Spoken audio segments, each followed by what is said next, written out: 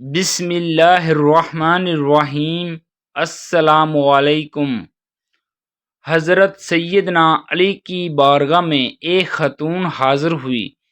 اس خاتون نے حضرت امام علی سے عرض کی، اے حضور، دنیا میں وہ کون سے عمل ہیں جن کو عورتیں کریں تو عورتوں کی عبادت قبول نہیں ہوگی؟ داماد رسول نے جواب دیتے ہوئے فرمایا، اے مومن خاتون، اس جہاں میں 3 ایسی عورتیں ہیں جن کا کوئی بھی نیک عمل اللہ تعالیٰ کے کہاں قابل قبول نہیں ہے جب تک وہ سچے دل سے توبہ نہ کر لیں۔ اس نیک عورت نے حضرت امام علی سے عرض کی، اے حضور، وہ کون سی 3 خواتین ہیں جن کا کوئی عمل اللہ تعالیٰ کی بارگاہ میں قبول نہ ہے؟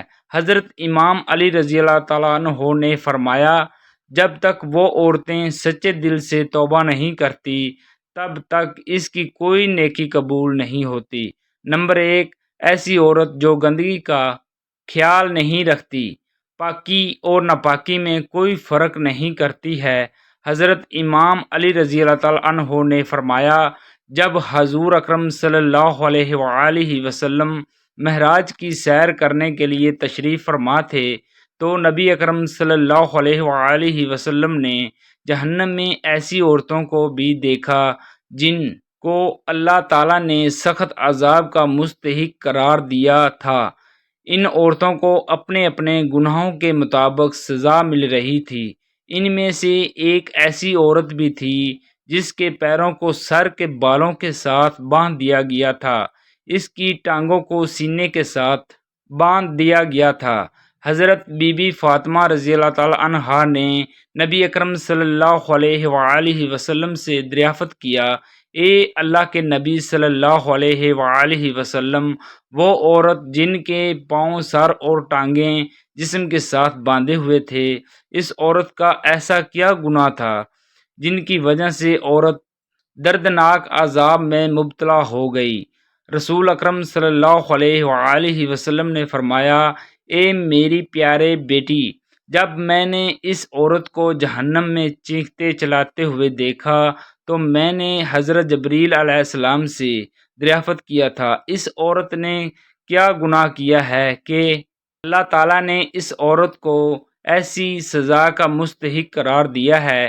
حضرت جبریل علیہ السلام نے فرمایا، اے اللہ کے نبی صلی اللہ علیہ وآلہ وسلم، یہ عورت ناپاک رہا کرتی تھی، یہ پاکی اور ناپاکی میں کوئی فرق نہیں کیا کرتے تھے۔ جب اس پر غسل واجب ہو جاتا تھا تو یہ غسل کرنے میں تاخیر کیا کرتی تھی، کافی دیر ناپاکی کی حالت میں وقت ضائع کرتی تھی۔ یہی وجہ ہے کہ اس کو دردناک عذاب سے دوچار ہونا پڑ رہا ہے۔ حضرت امام علی رضی اللہ تعالیٰ عنہ نے فرمایا کہ ناپاک عورت کی کوئی بھی عبادت قبول نہیں ہوتی۔ نمبر 2، ایسی عورت کی بھی کوئی عبادت قبول نہیں ہوتی جو اپنے سر پر دوپٹہ نہیں لیتی اور غیر مردوں اور عورتوں کو اپنی خوبصورتی دکھانے کی خواہش مند ہوتی ہے۔ اس کی بھی کوئی عبادت قبول نہیں ہوتی جو عبادت کے دوران اپنے سر کو ڈھانپ کر نہیں رکھتی۔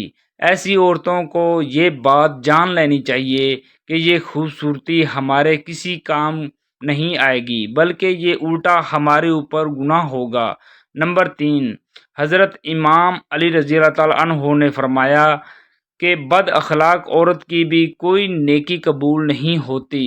نبی اکرم صلی اللہ علیہ وآلہ وسلم کی بارگاہ میں ایک بندہ حاضر ہوا، کہنے لگا، اے حضور اکرم صلی اللہ علیہ وآلہ وسلم، میرے علاقے میں ایک ایسی عورت رہتی ہے جو کہ بہت نیک اور پرہیزگار ہے۔ اس عورت کا رویہ، اخلاق کسی کے ساتھ بھی ٹھیک نہیں ہے۔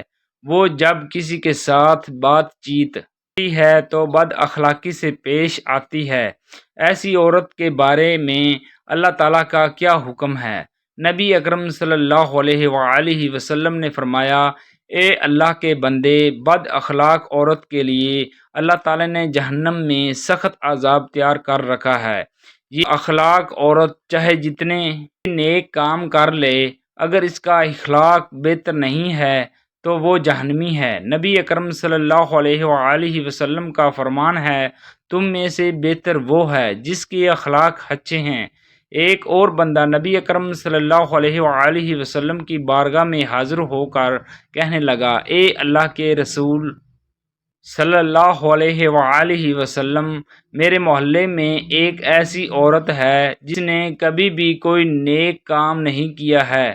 اس عورت کا اخلاق ہر انسان کے ساتھ اچھا ہے۔ وہ جب بھی کسی کے ساتھ بات کرتی ہے تو حسن سلوک سے پیش آتی ہے۔ ہمارے علاقے کا ہر مرد و عورت اس عورت کے اچھے اخلاق کی وجہ سے اس کی عزت و احترام کرتی ہیں۔ اس بندہ کی بات سن کر حضور اکرم صلی اللہ علیہ وآلہ وسلم نے فرمایا، ایسی عورت جنت میں داخل ہوگی۔